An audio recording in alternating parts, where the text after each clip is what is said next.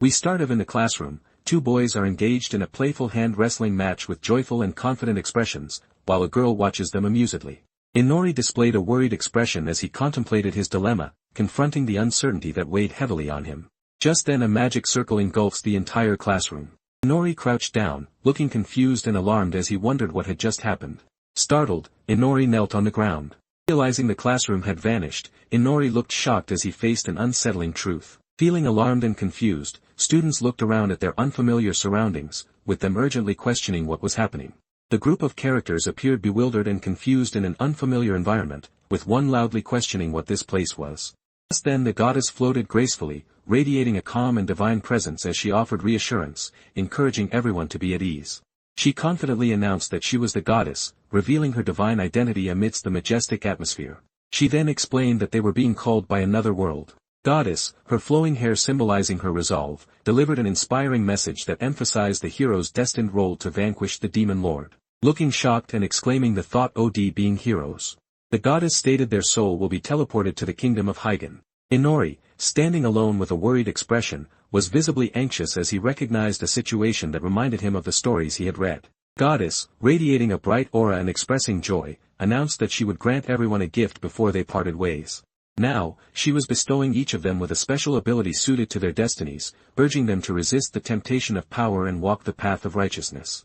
Exhausted but relieved after completing the summoning ritual with the artifact, she announced that she had summoned the heroes, drawing the king's curious attention. King, standing proudly with a regal posture, greeted the heroes warmly and expressed his utmost gratitude for their arrival. He declared himself as Risen Hygen, the sovereign of the kingdom of Hygen, asserting his authority with a commanding presence. The king, with a determined and commanding presence, knelt down begging the heroes to defeat the demon king. As one otaku urged the king to rise. Looking anxious and hopeful, he asked if there was any way for them to return to their world. The saintess introduced herself confidently as Igia, and assured them that there was indeed a way to return to their world. She explained that within a month, the full moon would rise, illuminating the night sky with a mystical glow and allowing them to travel back to their land. The saintess, speaking with calm authority, announced that those who wished to avoid the war were free to remain inside the palace and leave when night fell. One girl posed a contemplative question about whether a month would have passed in their world if they decided to return. The saintess reassured them that the summoning would not affect the passage of time in their world, comforting them with her calm and authoritative tone. Inori, with a skeptical expression and doubt in his voice, questioned whether the offer sounded too good to be true, wondering if there was a hidden catch. The saintess, with an encouraging tone, asked the group if anyone wished to return to their world on the next full moon, assuring them that they would be free to choose without any obstacles. Desperately, the saintess pleaded with the students, imploring for assistance to save their realm from the Dark Lord. Otaku, appearing nervous, hesitated and requested more time to consider the sudden situation, while the people listened intently.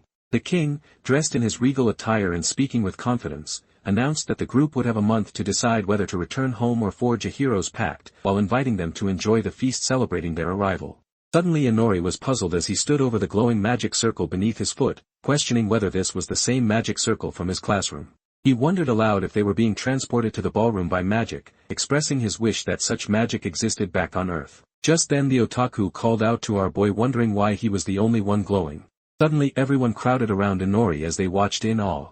Suddenly he stood alone beneath the vast, starry sky, contemplating his past and quietly questioning whether he was experiencing déjà vu. Inori looked up as a radiant goddess, addressing him with a majestic invitation, welcomed the heroes to the realm known as the World's Rift, the pathway of souls. Goddess confidently declared her identity with a mysterious tone, addressing Inori with authority, which left her both curious and surprised. As Inori greeted the goddess again, Inori, standing below the hovering goddess who responded calmly to his question, expressed her curiosity about his sudden appearance. The goddess appeared surprised and confused, asking herself how such a situation could have happened. Inori wondered aloud whether he would be summoned elsewhere, to which she responded calmly and mysteriously that it was probably the case. The goddess, confident and pleased, extended her hand to present a gift to Inori, who looked curious yet apprehensive as he prepared to accept it, knowing that despite his uncertainty, she insisted that he must receive it because it was the rule. The goddess, appearing calm yet distant, departed while the main character sat below surrounded by glowing symbols, feeling confused and anxious as he contemplated the uncertain situation. As our boy is summoned a second time, this time into a BDSM room.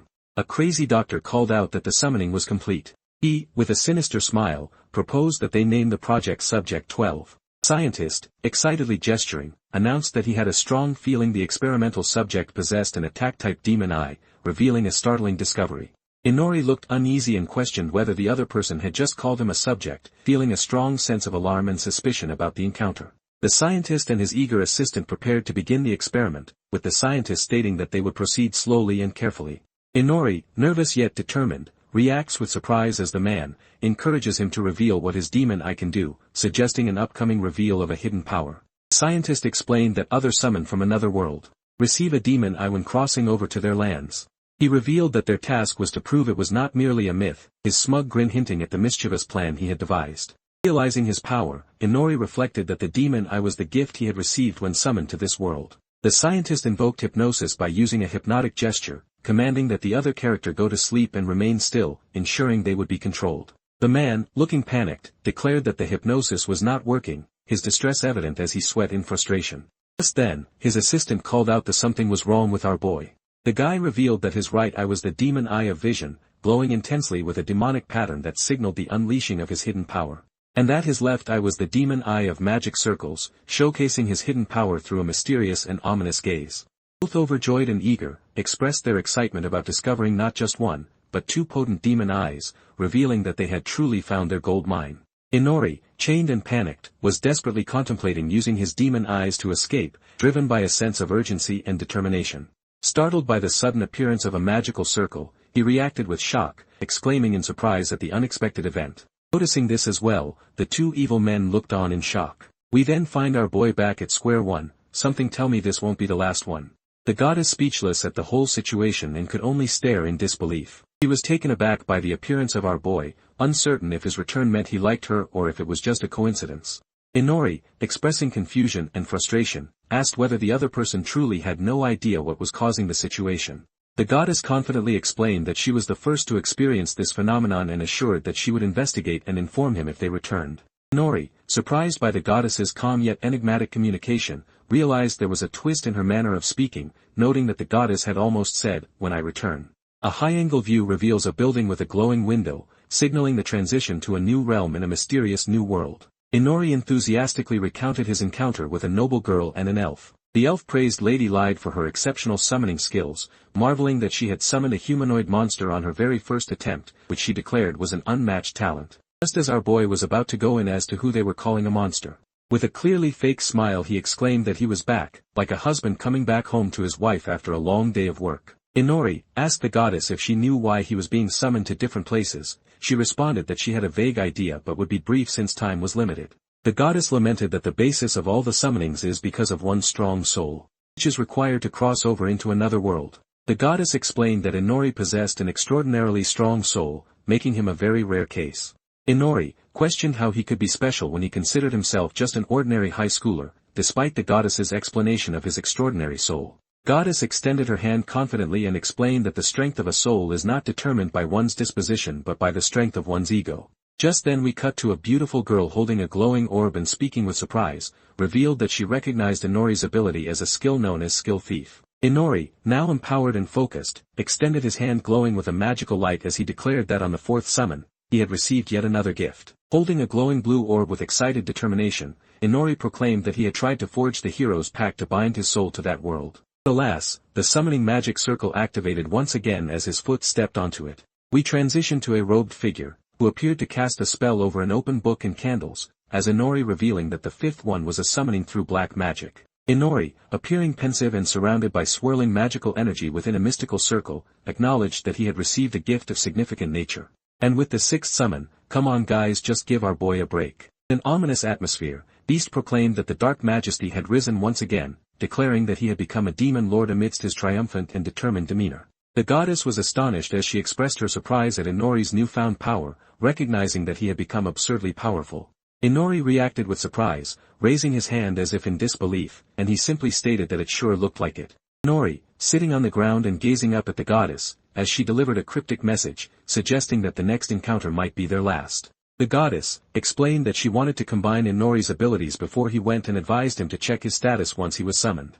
Opening his eyes, Inori reflected with a confident smirk, embracing his role and quietly affirming that he was a hero once again. Inori, curious and observant, questioned aloud who they might be.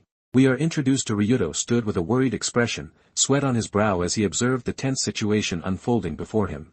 Tamaki, concerned and urgent, called out to Aoi and Ryuto, desperately trying to get their attention amidst the rising tension. And last but not least the beautiful Aoi, who is 16, so chill guys.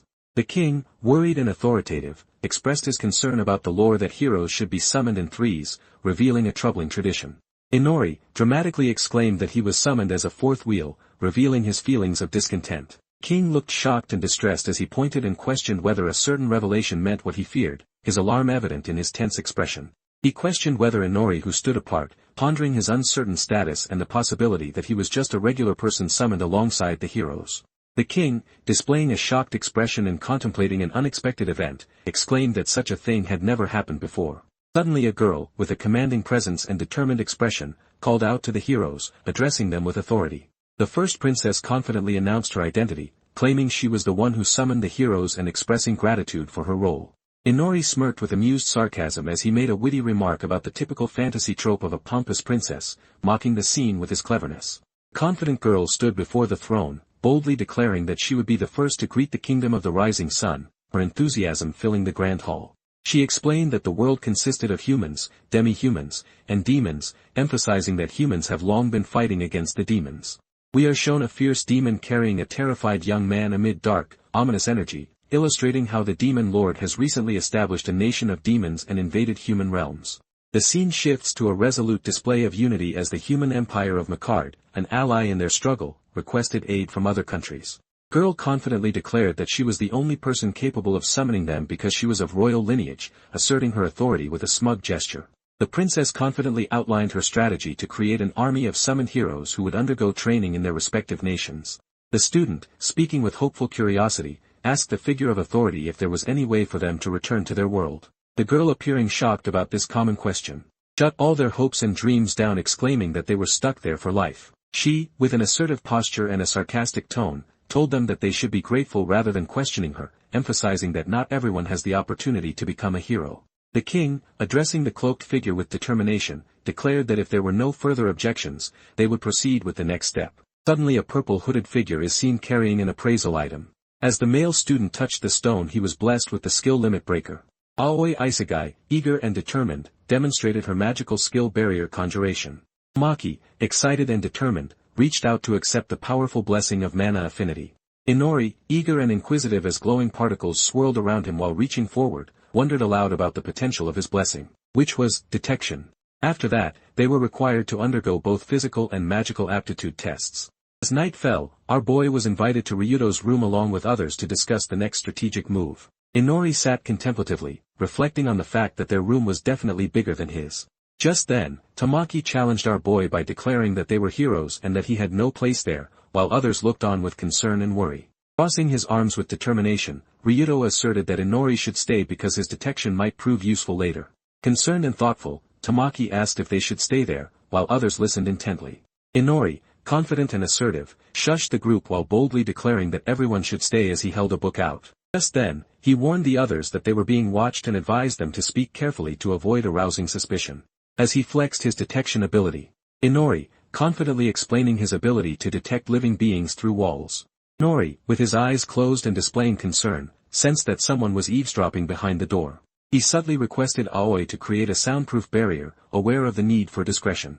Conjuring up the sound barrier, he urged everyone to hurry, explaining that although the channeling was working, she couldn't hold the energy for long because she was still new to this. Looking thoughtful and inquisitive, they questioned why they were being spied on, while Tamaki considered the implications with a pensive expression. Ryuto warned that the blessings of heroes could pose a serious threat to the kingdom and the world if they fell into the wrong hands. Before being cut off, as our boy stated, he thinks that the kingdom is desperate. Inori, expressing his concern about the kingdom's financial health despite his uncertainty, revealed that there were many signs indicating the kingdom was not doing well economically. Inori, speaking confidently about a potential escape plan, suggested that depending on what happens, they might have to leave the kingdom and could use his detection to avoid guards and escape. Just before our girl leaned into our boy attempting to riz him. Inori was startled and confused as she pointed out that his left eye looked strange and asked why it was yellow. Ryuto, speaking thoughtfully with compassion, explained that Inori was experiencing his phase a bit later than others and suggested he deserved patience and understanding. Inori, appearing surprised, questioned whether he was perceived as an emo kid wearing color contacts, reflecting his deep insecurity and confusion about how others saw him. Seconds later Inori focused intently, attempting to visualize the holographic status window displaying his stats, believing that it should appear whenever he pictured it in his mind. He examined the display of his character stats thoughtfully, noting that while the numbers appeared quite high, he couldn't determine their quality without knowing the average. Putting that aside, he decided to check on his skills. They are then shown Inori's skills, dark magic skills involving the demon eye of sight, black magic, and a skill thief. And of course detection, as he thought about gaining numerous abilities through previous summonings. Inori, smirking as he revealed his fangs, acknowledged that the summoning had indeed transformed him into a demonic vampire or perhaps a humanoid monster. Inori, contemplating the new revelation about the sun god's scorn reducing night creatures' abilities during the day, realized that this explained why he had failed his afternoon test. Reaching over to grab a candle, wanting to test a skill that uses mana to create weapons from any material. Inori explained that the ability he was showcasing was called Craft Weapon, revealing his determination as he created a weapon with remarkable energy.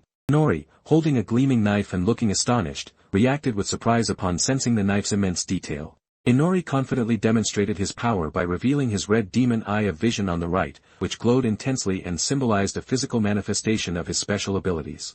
He noted that his demonic eye was specialized in everything sight-related. Inori explained that his yellow demon eye of magic circles was on the left but admitted he had no idea how it functioned. Inori was contemplating whether he should return to studying the world's magic now that he had learned about his own magical circles. Inori reflected on his lack of knowledge about many skills while observing a skill list, feeling contemplative about his abilities. Inori smirked confidently as he read the glowing text panel, contemplating that the description of the drain blood spell sounded simple and straightforward. Explained that if someone fatally drained a victim, they could turn the victim into a ghoul, and if the victim was a virgin, the user might feed them vampiric blood to transform them into a vampire servant or simply let them become a ghoul. Inori, displaying his bloodied hand with a smug expression, revealed his shocking dark ability to turn a dead person into a familiar using his blood. Inori, appearing contemplative with a slight smile that reflected his dark realization, acknowledged his frightening potential by recognizing that draining a victim's blood could grant him their memories and skills. As he laid back, though how strong he became at night. Inori thought about how strong he had become at night and then expressed that it felt good to be powerful, although he knew he needed to get used to his new body and the world around him. We cut to a new day as Igiana declared her title as the Knight Commander of the Kingdom of the Rising Sun, asserting her authority in front of everyone present. Confident and authoritative female instructor, stood firmly with her arms crossed, as she explained to be their physical combat instructor. Inori, lost in thought and contemplating the unpredictable nature of this other world, wondered whether the woman he questioned was truly benevolent or simply the best the kingdom could afford.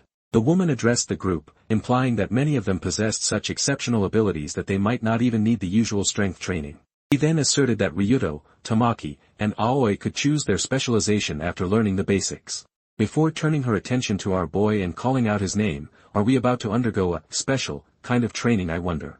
Nope, I was wrong. She states that Inori will undergo intense physical training. Let's pray for our boy.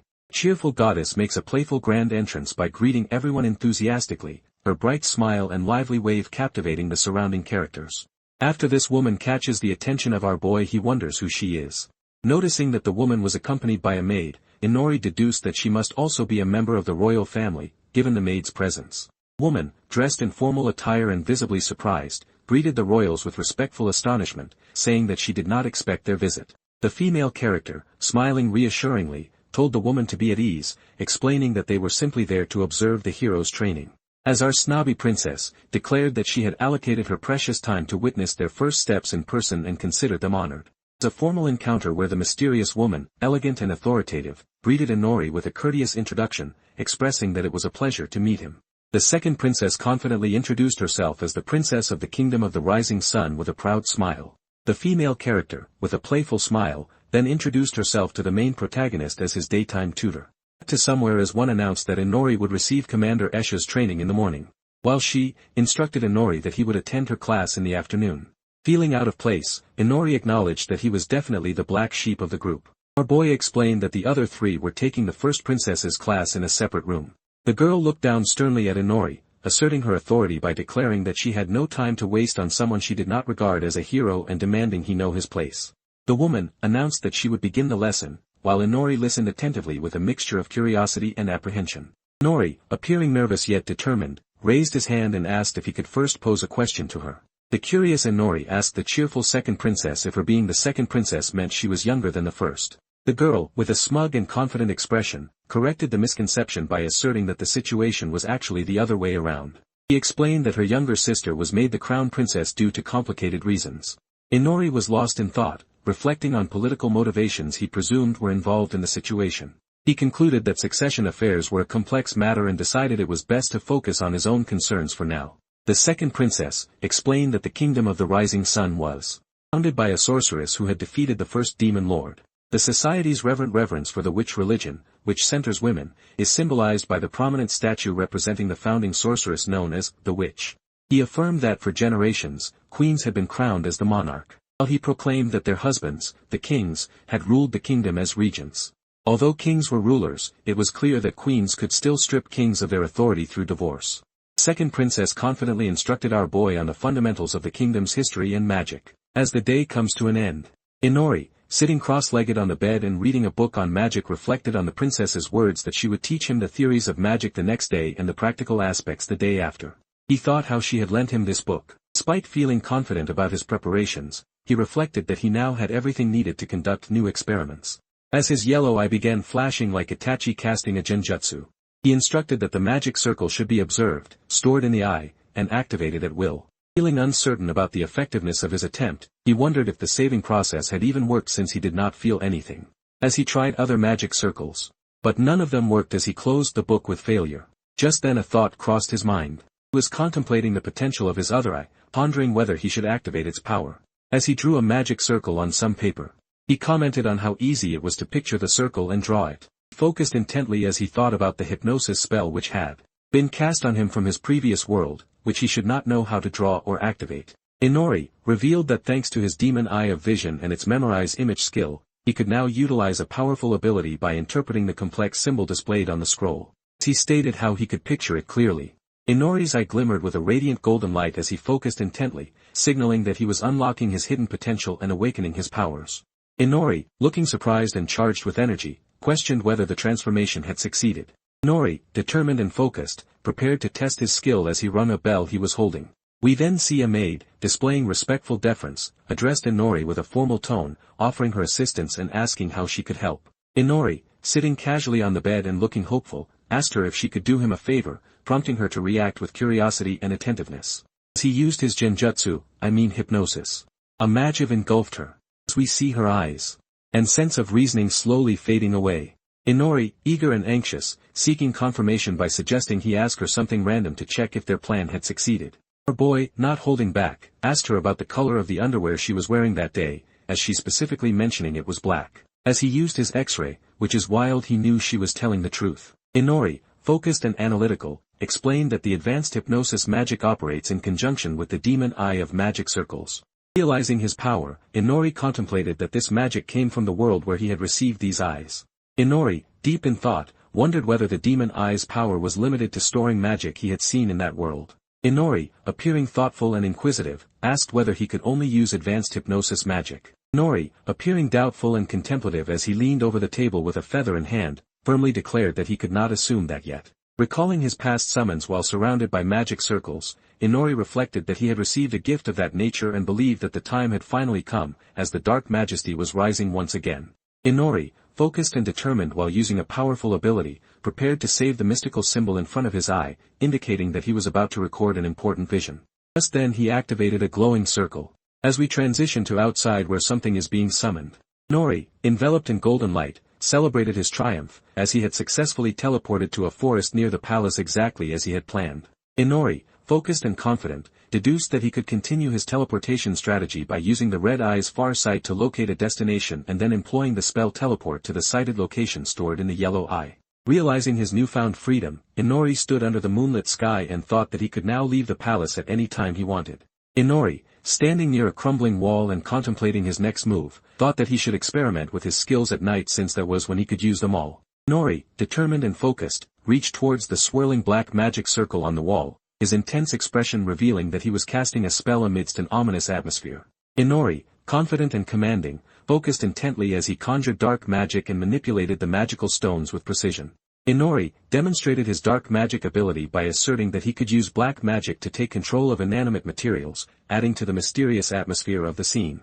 Inori, standing amidst dark, crystalline formations and emanating a purple aura, issued an intimidating command for his shadows to move freely and store their targets within his shadow. Inori demonstrated his mastery over a floating, glowing crystal, explaining that objects under his control cannot affect those outside his influence. Inori, confidently demonstrating his power, levitated a rock and explained that releasing control is an easy solution, emphasizing his mastery over the object. Inori, focused and determined, executed his shadow shift technique as his shoe stepped into darkness, swirling with magic around him. As our boy disappeared into the abyss. Emerging from a swirling portal in a tree, he was focused on moving freely through unfamiliar terrains. Inori, holding the glowing stone and looking contemplative, announced that he was about to test whether his learned skill would work as he expected. Inori, determined and focused, was depicted in a dynamic moment of weapon crafting, with bright energy surrounding him as he concentrated on creating a powerful weapon. Inori, standing in the forest with a glowing sword in hand, felt ready for the impending battle, confident that this weapon would be his key to victory. As he closed his eyes and focused, cut back to his training earlier. Inori, determined and resolute, used his demon eye of vision to capture the Knight Commander's every move, his intense focus evident as he prepared to strike. Inori, determined and focused, prepared to unleash a powerful attack while channeling his energy, believing that he just needed to copy them. The ferocious slash. Swinging with all his might and mimicking the moves. Inori, demonstrating his skill with a blade, declared that he had practiced these moves as much as possible. Inori, still panting and gripping his sword, was struck by a sudden, startling sensation that made him react with surprise, feeling that something had just clicked within the moment. Just then a bright glowing green window popped up, announcing that he had just obtained swordsmanship level 1. Inori, standing confidently in the forest and looking upward with determination, reflected that although it takes time to master new skills, his efforts would pay off as he prepared to level up again. Just then a sudden movement in the bush caught his attention. As a gigantic monster stood still eating something. Inori, feeling fearful and apprehensive, questioned whether the unknown creature was a bird or a monster, clearly assessing it as a potential threat. Exclaimed in surprise that the creature was incredibly powerful, as the menacing bird Kecho devoured its prey with ominous glowing intensity.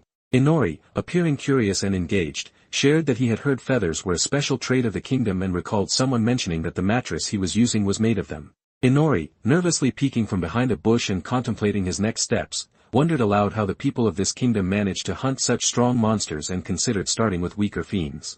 Two ominous creatures with glowing red eyes lurked in the foreground as he revealed that he had identified other fiends that appeared less threatening. He questioned whether all the fiends in the forest were high-leveled, considering that most of their stats were between 500 and 600, with some even higher than his own. Inori sat pensively on a rock, contemplating his own weakness and questioning whether he had been too fragile to face the challenges ahead.